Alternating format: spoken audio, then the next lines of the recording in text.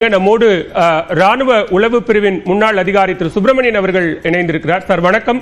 தற்போது இந்தியா மீதான தாக்குதலை முறியடிக்கக்கூடிய வகையில் லாகூரில் இருக்கக்கூடிய கட்டமைப்புகளை தற்போது முழுவதுமாக இந்தியா தகர்த்திருக்கிறது. ரேடார் கட்டமைப்புகளை எப்படி பார்க்கிறீங்க இந்த நடவடிக்கை? வணக்கம் சார்.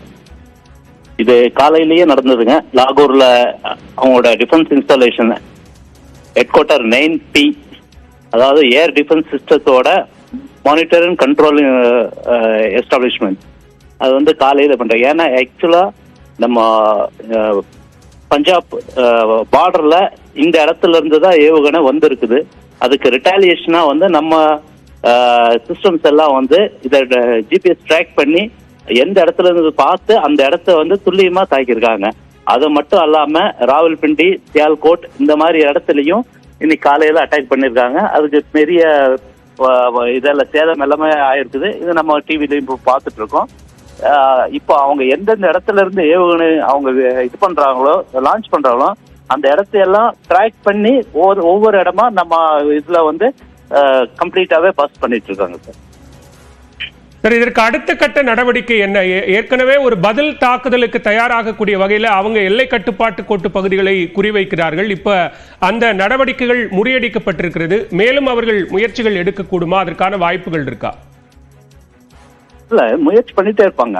ஏன்னா அவங்ககிட்ட வந்து எந்த ஒரு இது ஷீல்டு இல்லை, ஆன்டி மிசைல் டிஃபென்ஸ் சிஸ்டம் அவங்ககிட்ட இல்லை. அவங்ககிட்ட இருக்கிறது வந்து சைனா மேக்கு எல்லாமே ஃபெயிலியர். இப்போ அதை எல்லாத்தையும் பார்த்து நம்ம இந்தியாவில இருந்து நம்ம டிஃபென்ஸ் போர்சஸ் வந்து அவங்களை அட்டாக் பண்றாங்க. அது எல்லாமே சக்சஸ் ஆயிட்டு இருக்குது. அவங்களுக்கு வந்து ஹியூஜ் லாசஸ் போயிட்டு இருக்குது. ப்ராப்பர்ட்டிஸ் பார்த்தாச்சுன்னா 2-3 நாள்லயே குறைஞ்சது ஒரு 600 கோடி அளவுக்கான ப்ராப்பர்ட்டிஸ் வந்து இப்போ டேமேஜ் ஆயிருக்குது. அது இல்லாம மக்கள் வந்து ஒரு பதற்றமான சூழ்நிலை இருக்காங்க. லாகூர், இஸ்லாமாபாத், ராவல்பிண்டி, சியால்கோட் இந்த இடத்துல எல்லாமே எமர்ஜென்சி டிக்ளேர் பண்ணிட்டாங்க. எல்லா ஏர்போர்ட்டும் க்ளோஸ் ஆயிடுச்சு. பாகிஸ்தானோட ஏர் ஸ்பேஸ் வந்து ஒரு நாளைக்கு வந்து 400 ஃபிளைட்ஸ் வந்து யூஸ் பண்ணுவாங்க. ஆனா இன்னைக்கு பார்த்தாச்சுன்னா ஹார்ட்லி ஒரு 15 ஃபிளைட்ஸ் கூட யூஸ் பண்றது இல்ல. இது கிரேட் லாஸ் பாகிஸ்தானுக்கு.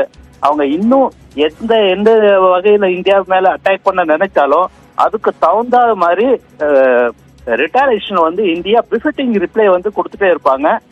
அதை பார்த்துட்டு அவங்க ஒழுங்கா ஒரு சமாதான இதுலயோ இல்ல ஒரு வேற ஏதாவது ஒரு கன்ஃபரன்டேஷன்ல ஏதாவது போனாதான் நல்லது. இல்ல அவங்க ஏதாவது இந்த சின்ன இதெல்லாம் நடத்துனாங்கன்னா அதுக்கு தகுந்த மாதிரி ஒரு பதிலடி வந்து இந்தியா கொடுத்துட்டே இருப்பாங்க.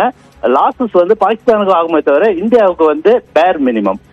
மிக்க நன்றி திரு சுப்பிரமணியன், இணைப்பில் வந்து தகவல்களை பகிர்ந்து கொண்டமைக்கு.